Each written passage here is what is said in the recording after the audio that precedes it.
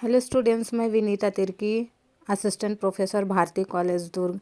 पिछले वीडियो में हमने रिमेडियल बायोलॉजी में डाइजेशन और एब्जॉर्प्शन को ख़त्म किया था, जिसमें हमने digestion, absorption, assimilation of food ये सब हमने देखा था। और आज हम नया टॉपिक स्टार्ट करने वाले हैं सिलेबस का, वो है ब्रीदिंग एंड रेस्पिरेशन। तो इसमें हम रेस्पिरेटरी सिस्टम में कुछ पॉइंट दिया हुआ है जिसको हम आज डिस्कस करने वाले हैं। हम जब रेस्पिरेटरी सिस्टम में कहाँ से स्टार्ट होगा, नाक से स्टार्ट होगा। तो देखिए, फर्स्ट है नज़ल कैविटी, और नज़ल कैविटी से कहाँ जाएगा, फेरिंग्स वाले पार्ट में जाएगा। फेरिंग्स के बाद कहाँ जाएगा, लैरिंग्स वाले पार्ट में। लैरिंग्स से फिर कहाँ जाएगा, लंग्स में डिवाइड हो जाएगा। ठीक है, तो पहले कहाँ आया, नोज़ वाले हिस्से से नज़ल कैविटी, फिर थ्रॉट वाले हिस्सा को क्या बोलते हैं, फेरिंग्स। फिर कहाँ जाएगा, लैरिंग्स। ठीक है, नोज़, फेरिंग्स, लैरिंग्स। फिर नेक्स्ट कहाँ जाएगा, ट्रैकिया वाले पार्ट में। उसके बाद लीवर में वो क्या हो जाएगा, दोनों लीवर में डिवाइड हो जाएगा। अब लीवर में कहाँ कहाँ जाता है देखते हैं। ये ट्रैकिया से आया, अब इधर और इधर गए। ये दोनों पार्ट को क्या बोलते हैं, ब्रोंकस। ठीक है, ये दोनों पार्ट को क्या बोले, यहाँ सामने से आया और इधर क्या हो गया, डिवाइड हो गया। इसको क्या बोलते हैं, ब्रोंकस। ब्रोंकस का सब डिवीजन होगा, अब उधर इधर और फैलेगा। इसको क्या बोलेंगे, ब्रोंकियस। क्या है, ब्रोंकाई, ब्रोंकाई बोलेंगे, ब्रोंकस से ब्रोंकाई। अब ब्रोंकाई का सब डिवीजन फिर से होगा। ठीक है ना, पूरे उसमें फैलेगा, फैला हुआ है, देख सकते हैं, छोटा छोटा दिख रहा है। ठीक है, ये जो छोटा छोटा हिस्सा हो गया वो क्या है, वो हो गया ब्रोंकियोल। तो इधर से इधर आया, वो क्या हुआ, ब्रोंकस। उसके बाद वाला पार्ट जो उसका ब्रोंकस का सब डिवीजन हो गया तो ब्रोंकाई बोला हमने। उसी ब्रोंकाई का सब डिवीजन पार्ट होगा तो उसको हम क्या बोलेंगे, ब्रोंकियोल्स। अब ब्रोंकियोल्स कहाँ खुलती है, जाके खुलती है एल्विलो में। कहाँ खुलती है, एल्वियोली में खुलती है, जो कि लंग्स का पार्ट ही है। ये लंग्स में सबसे एंडिंग पॉइंट है जहाँ खुलता है। रेस्पिरेटरी का फंक्शन देते हैं। रेस्पिरेटरी का फंक्शन मेन क्या होता है, गैस का एक्सचेंज करना। हम लोग ऑक्सीजन इनटेक करते हैं, उसके बदले में हम क्या देते हैं, उसके बदले में कार्बन डाइऑक्साइड एलिमिनेट करते हैं। ठीक है, उसमें कुछ स्मॉल वेस्ट प्रोडक्ट को भी हम क्या करते हैं, एक्सहेल करते हैं। इनहेल मतलब इनटेक करना, एक्सहेल मतलब बाहर निकालना, एलिमिनेट करना। ठीक है, रेस्पिरेटरी सिस्टम और क्या करता है, ये पीएच, ब्लड पीएच को रेगुलेट करने में मदद करता है। ठीक है, मदद करता है। और क्या करता है, इसमें हम ये बोल सकते हैं ये फिल्टर का काम भी कर रहा है एयर का, जिसमें से कार्बन डाइऑक्साइड हमारी बॉडी के लिए अच्छा नहीं है तो उसको क्या कर रहा है, वो बाहर निकाल रहा है। और जो कार्बन डाइऑक्साइड हमारी बॉडी के लिए चाहिए, एनर्जी के लिए भी चाहिए, तो वो क्या है, कार्बन डाइऑक्साइड वो अंदर ले रहा है। ठीक है, ये पूरा पार्ट क्या कहलाता है, रेस्पिरेटरी सिस्टम। और रेस्पिरेटरी सिस्टम में एक और चीज़ इन्वॉल्व रहता है, प्रोडक्शन ऑफ वोकल साउंड्स, जिसको फोनेशन भी बोलते हैं। Involve in production of vocal sounds. ठीक है, और कितना ज़्यादा एक्सक्रेट हो रहा है, कितना ज़्यादा हम इनटेक कर रहे हैं, वो सबका भी अलग अलग प्रेशर होता है, डिफरेंट प्रेशर होता है। Mechanism of breathing and it's regulation देखते हैं नेक्स्ट हम। तो अभी हम क्या देख रहे हैं, ब्रीदिंग की मैकेनिज्म देखते हैं और इसकी रेगुलेशन देखते हैं। ठीक है, आपके सामने एक डायग्राम रखा हुआ है, इस इमेज के थ्रू हम देखते हैं नेक्स्ट स्टेप को।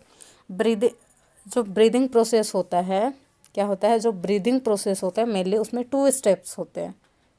ठीक है, 2 स्टेप्स होते हैं, एक होता है वेंटिलेशन, दूसरा होता है गैस एक्सचेंज। अब ये वेंटिलेशन क्या होता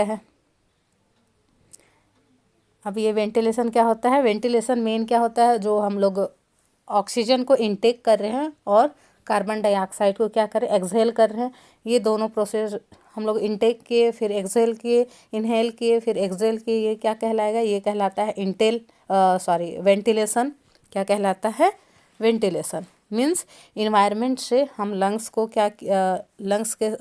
क्या दिए, ऑक्सीजन दिए, और लंग्स से क्या निकाले, हम लंग्स से निकाले इन्वायरमेंट के लिए हम carbon dioxide. Means environment to lungs हम ऑक्सीजन लिए, और lungs to carbon dioxide, environment हमने क्या दिया, कार्बन डाइऑक्साइड। ठीक है। दूसरा पॉइंट होता है गैस एक्सचेंज। अब ये गैस एक्सचेंज क्या होता है?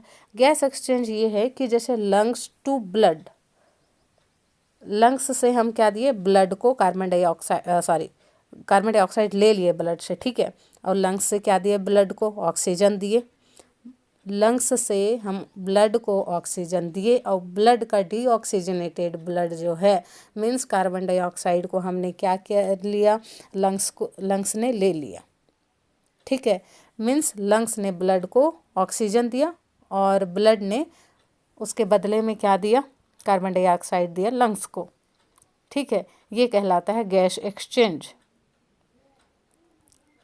ठीक है, अब इस इमेज में देखेंगे, जैसे हम इनहेल करेंगे, ऑक्सीजन को हम अंदर लेते हैं, तो ये वाला डायग्राम क्या होगा, फूलेगा, और ये रिब केज क्या होगा, रिब केज भी एक्सपैंड होगा, मतलब फूलेगा, तभी तो लंग्स के लिए जगह होगा और गैस को अच्छे से भरेगा ना, ऑक्सीजन को।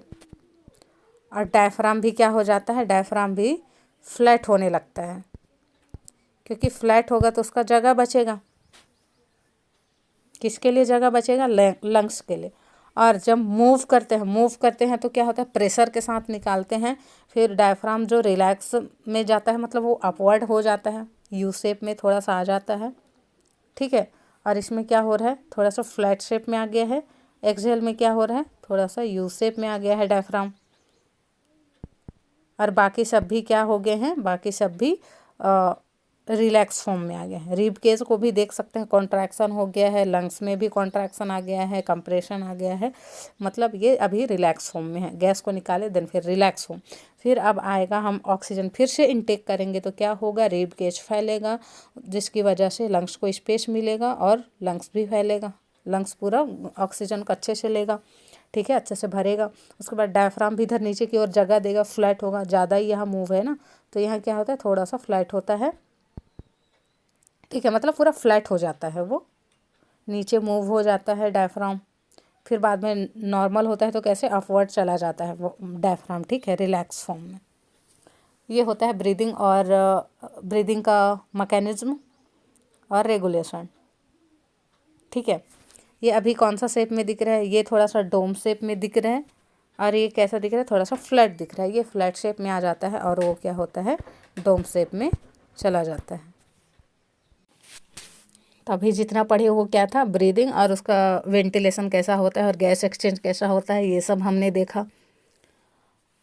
अब मैकेनिज्म ऑफ ब्रीदिंग में दूसरा पॉइंट क्या बोलता है कि वो पल्मोनरी रेस्पिरेशन जो होता है, जिसमें पल्मोनरी गैस एक्सचेंज होता है, पल्मोनरी गैस एक्सचेंज या एक्सचेंज ऑफ गैस या ट्रांसपोर्ट ऑफ गैस बोल सकते हैं इसको।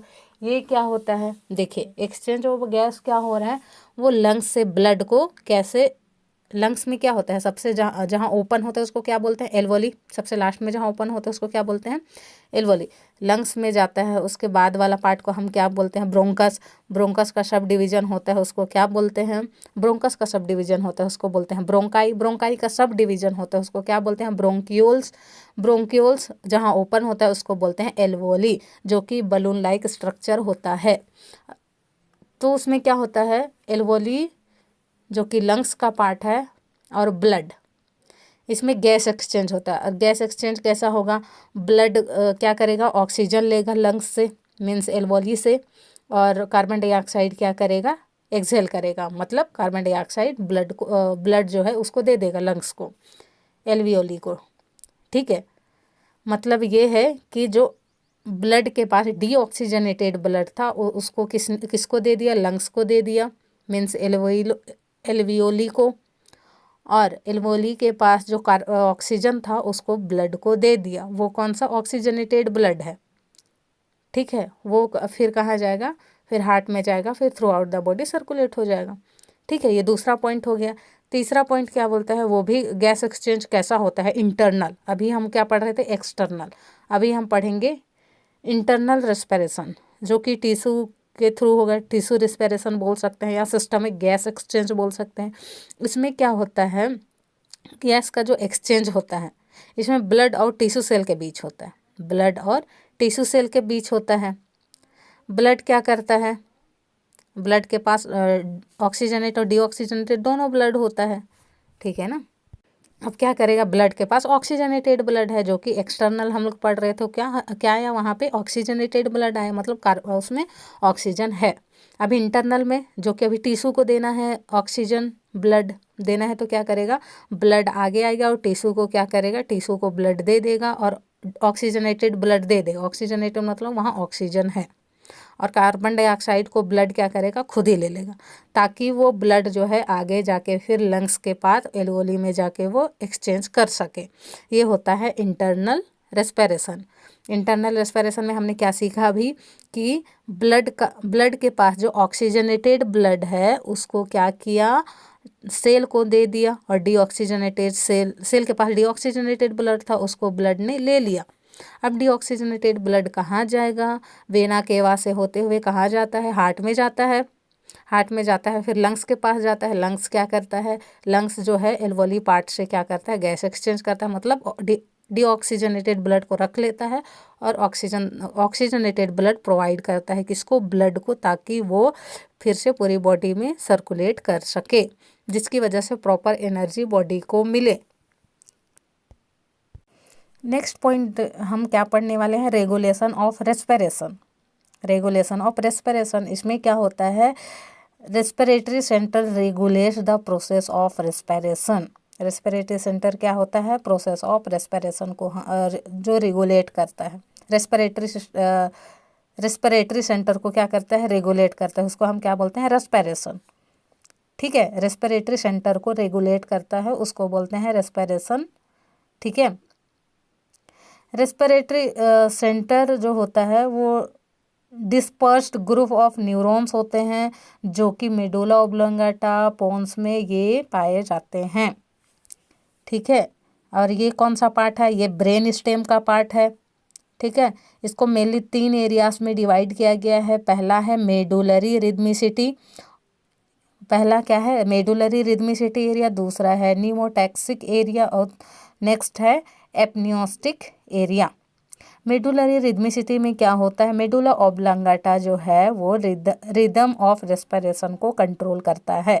बेसिक रिदम और रेस्पिरेशन को क्या करता है, कंट्रोल करता है मेडुला ऑब्लोंगेटा, इसलिए इसका नाम मेडुलरी रिदमिसिटी एरिया कहा गया है। नेक्स्ट है न्यूमोटैक्सिक एरिया, जो कि पोन्स कोऑर्डिनेट करता है। इनहेल और एक्सहेल के बीच 2 ट्रांजिशन होता है, उसको कौन कोऑर्डिनेट करता है, पोन्स, जो कि ब्रेन स्टेम का पार्ट है। नेक्स्ट हम पढ़ेंगे एपनियोस्टिक एरिया, ये भी पोन्स ही कोऑर्डिनेट करता है, किसको, एक्सहेलेशन और इनहेलेशन दोनों वही करता है, जैसा कि मैंने बताया। नेक्स्ट हम पढ़ने वाले हैं रेस्पिरेटरी वॉल्यूम। रेस्पिरेटरी वॉल्यूम्स में हम क्या देखेंगे कि हम जो एक्सहेल करते हैं और इनहेल करते हैं, मीन्स रेस्पिरेटरी रेट जो होती है उसको मेजर करने की एक अपैरेटस आती है, जिसको बोलते हैं स्पायरोमीटर या रेस्पायरोमीटर। क्या बोलते हैं, स्पायरोमीटर या रेस्पायरोमीटर। जिसको रिकॉर्ड करते हैं उसको बोलते हैं स्पायरोग्राम। क्या बोलते हैं, स्पायरोग्राम। ब्रीदिंग या स्पायरेटरी रेट को क्या बोलते हैं, स्पायरेटरी रेट को मेजर करने को क्या, जो मशीन होती है उसको क्या बोलते हैं, स्पायरोमीटर या रेस्पायरोमीटर। और रिकॉर्ड करते हैं उसके बाद क्या बोलते हैं, रिकॉर्ड करने वाली मशीन को क्या बोलते हैं, स्पायरोग्राम, ठीक है। मीटर तो हो गया इस मशीन का नाम, अब रिकॉर्ड करेंगे तो उसको क्या बोलेंगे, स्पायरोग्राम, ठीक है। वाइल जब हम रेस्टिंग स्टेज में रहते हैं तब जो ब्रीदिंग लेते हैं, ठीक है, मेनली एडल्ट की बात कर रही हूँ मैं, हेल्थी एडल्ट की बात कर रही हूँ, तो वो 1 मिनट में 12 ब्रीथ करता है रेस्टिंग स्टेज में, ठीक है।